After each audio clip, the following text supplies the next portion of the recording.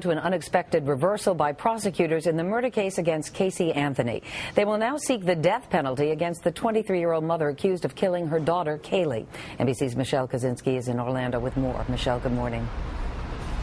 Good morning, Meredith. Prosecutors changed their minds. They will now seek the death penalty. There's been plenty of debate over how strong their evidence even is. Now this is just drawing more over whether they really think this case can get to that point or whether prosecutors are just trying to tighten that lid of pressure over Casey Anthony to get her to plead to something other than not guilty. This is the face of a young mother when her 2-year-old daughter was missing for a month before she admits she told anyone.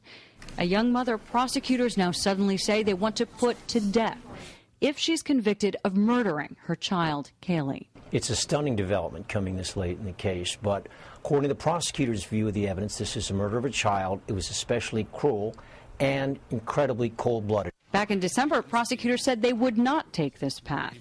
But about a week later, Kaylee Anthony's remains were found wrapped in bags in the woods near her home with duct tape around her skull. Now prosecutors say they have additional information, that sufficient aggravating circumstances exist to justify seeking the death penalty.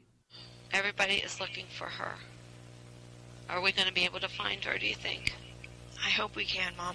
In Florida, aggravating factors for a death sentence include whether the crime was especially heinous or cruel, cold and calculating, committed after substantial planning, during a felony, including kidnapping, or whether the victim was a child.